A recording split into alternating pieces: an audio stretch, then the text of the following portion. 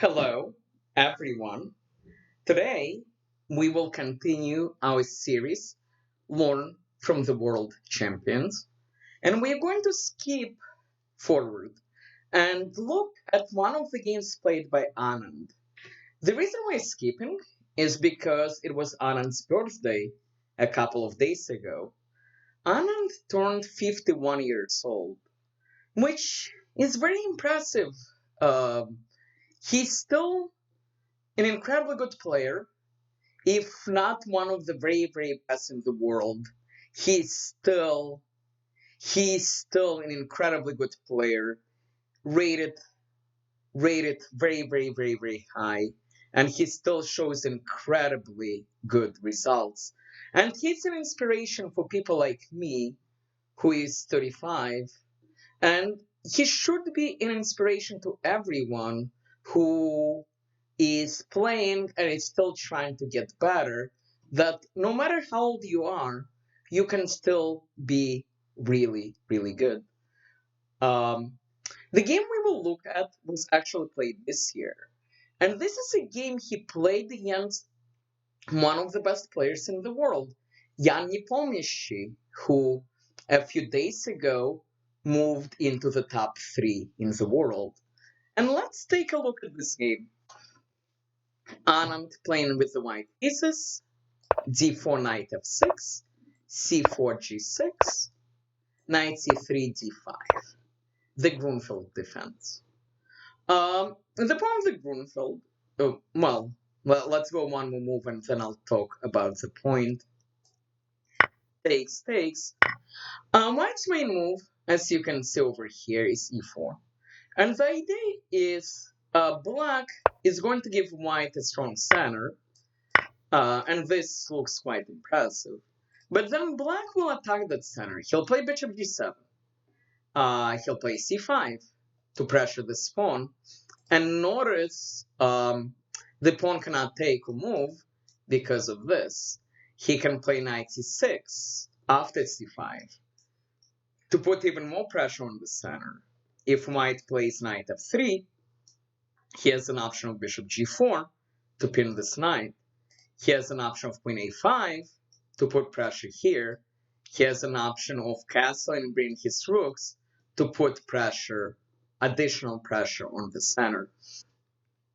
Anand does not go for the main line. Instead, he plays the second main move, bishop d2. And the point of bishop d2, now after e4, if black takes, he will take with the bishop, and he will put a bishop opposite of the bishop that black will have on g7, which is what happened in this game. Black played bishop g7, pawn e4, takes, and now black plays c5, challenging the center immediately. It looks like it's a free pawn, but the issue is, and also if you notice, there was not a single game where this move actually took place. And the reason is, although you get a pawn, it's really not worth it.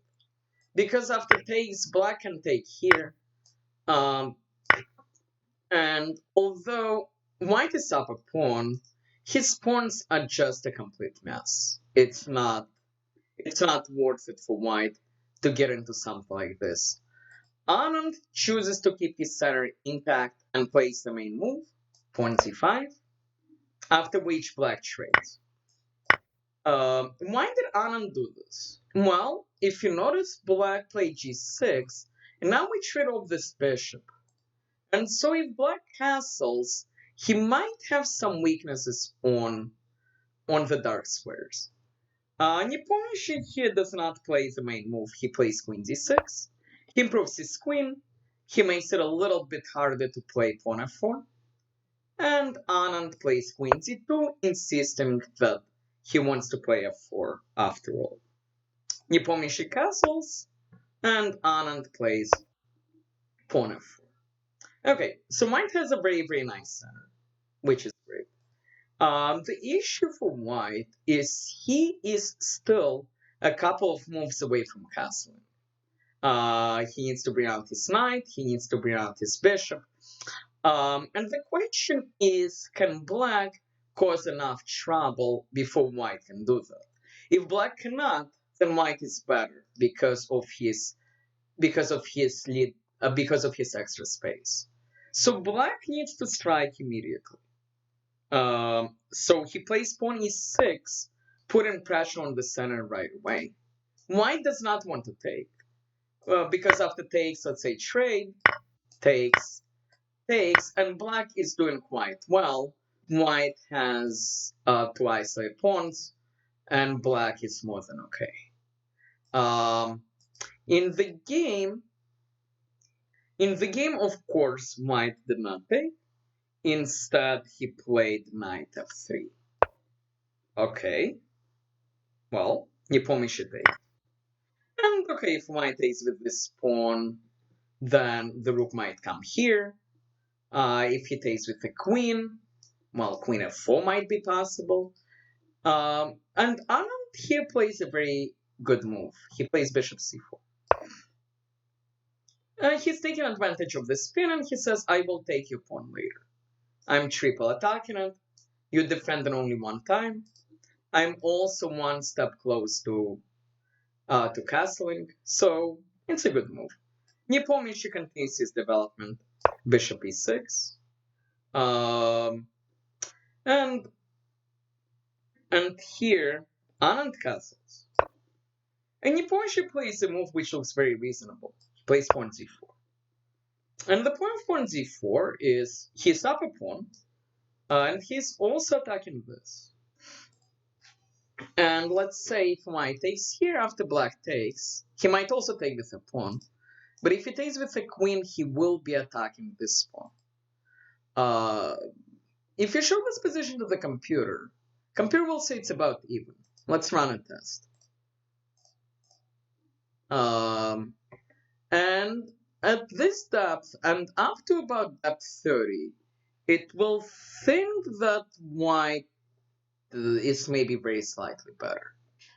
The interesting thing about this position is that it's completely winning for white. It just Stockfish cannot see far enough. If I let it run for another couple of minutes, it will find the winning move for white. Anand found this move, and what makes it more interesting, this was a rapid game. So Anand did not take a very long time to find it either.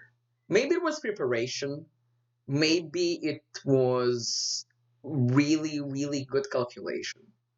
Whatever it was, it's absolutely incredible. I'm going to show this move, and first Stockfish will be terrified, and then it will eventually realize that it's the best move. And the move is pawn f5. See, it says black is winning, and now it says 0, and now it says white is super winning. Okay, let's try to understand why it's super winning. Okay, so black has two moves. Black can, well, first of all, we have a threat. Our threat is e5, f6, queen h6, taking advantage of his weak king and weak dark squares. Okay, so we'll see what happens if black decides to win the bishop, and we'll see what happens if black decides to take. Okay, so in the game, Nepomniachtchi took the bishop, and notice it says black is better, and it will change its mind. There we go. Anand played e5. It really does not matter where the queen goes. In the game, the queen went here, and after f6, black resigned. So why did black resign? Well, this is coming. This is impossible to stop. And if black tries to stop the checkmate, let's say king h8, queen h6, rook g8, white has a very simple winning move here. I will pause and let you find it. And the move, of course, is knight g5, threatening checkmate, which is unstoppable. Okay, so let's see what happens if black does not take the bishop. Let's pretend black takes the pawn. Okay, so we will check. He has one legal move, king h8. We will check. Black has one legal move. And I will play knight g5. And we have two incredibly powerful threats. One is simply take. because black cannot take because this is rushing. We also have queen h6 with this threat. If I show this to the computer will say white is plus 11. And the best move for white, right, it says right now is pawn takes 1. So Nepomniachtchi resigned. This is a great game. It shows you how to take advantage of your opponent's weaknesses, but it also teaches you that when you analyze a game, um, unless you're running Stockfish at a very high depth, it's still going to be accurate, about 99% accurate. But once in a while, there will be certain things that it will not be able to see right away. So it's something important to keep in mind. And again, um, great game by Anand, H51, absolutely incredible. I hope you like this video. Please like, please subscribe, and more exciting material will appear shortly. Thank you.